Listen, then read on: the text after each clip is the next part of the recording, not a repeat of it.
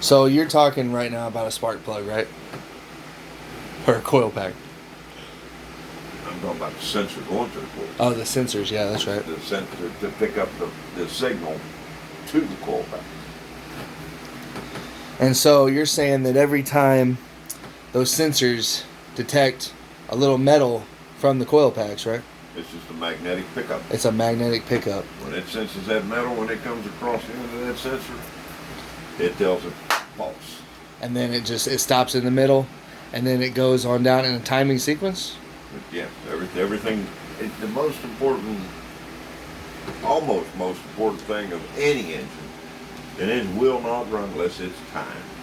Right. I mean, if it's out of time, it might run. If it's a little bit out of time, but if it's very much, that's so detrimental to an engine running peak performance is timing.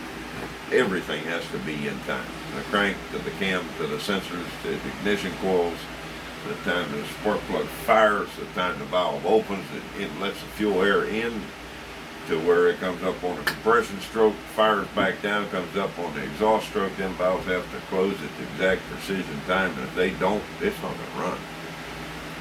It's just not going to run. Now, I mean, if you have a camshaft and, you know, and all these, and the timing chain and the timing belt or whatever it be, that's kind of a little difficult to adjust, right?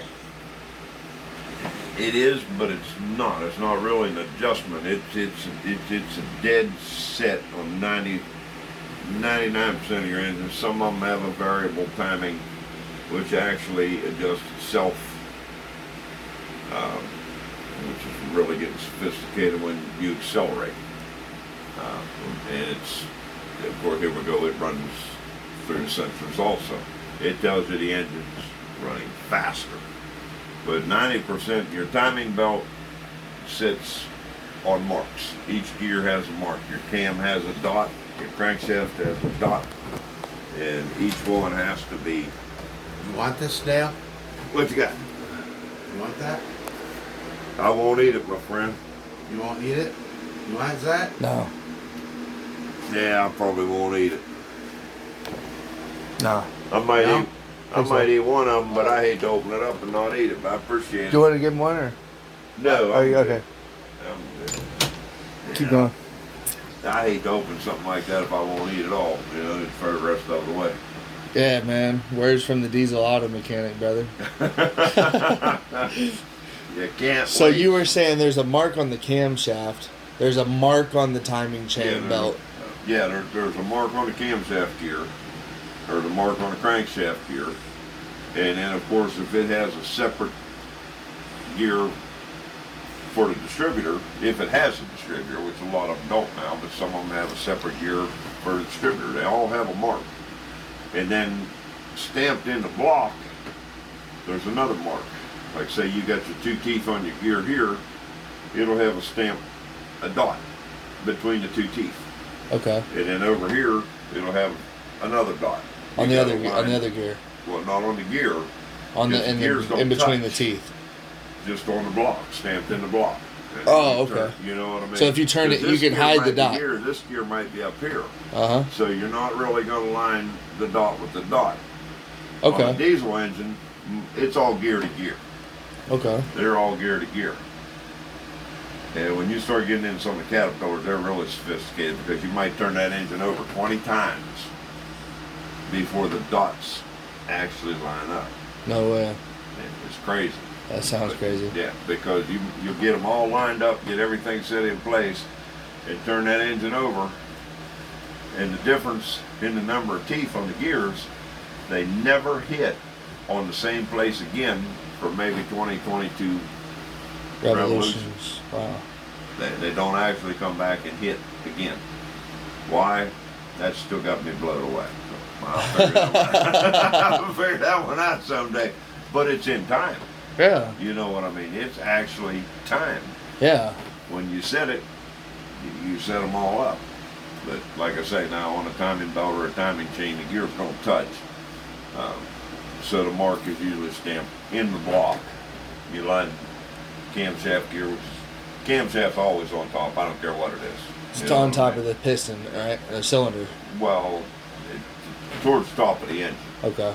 And the crankshaft's always your bottom gear. Okay. The crankshaft always spins twice, or the camshaft always spins twice, to the crankshaft spins once. Oh, okay. Yeah. That's interesting. So the belt, when you line up the marks on there. Yeah, one time when you line them up and you turn it over. And when you say turn it over, you mean turn the key over? Well, not the key, or just turn it over with a wrench. Okay. Slowly. The gears will not line up. You'll turn it over a full revolution on the crank, and then the mark won't be lined up. Right. You turn it over again, and they'll be lined up. It'll be what they call 180 out, which circles 360 degrees. Okay. 180 is half a circle. Yes. Because one crank turns Quarter twice. turn? Well, no, it turns a full turn, Oh, it does? but the can only turn half turn. Oh. You know what I mean? So it's just basically because you have to open and close the intake valve, and then open and close the exhaust valve. So it's 2 revolutions Nice. on the engine. Wow. So Well, that's thanks for sharing with us tonight on the episode of Motor Mandel. We appreciate having you, man. I mean, you're a wealth of knowledge. Our audience out there appreciates you, and so thanks for sharing with us about the timing of the different components in an engine. I mean, I really appreciated that. you'll be ready to build one here in another month. Yeah, man. Maybe we'll have to work on a little project, building you us up go. an engine or something. I don't know, See? for our viewers out there. But yeah, man. All right. All right, buddy.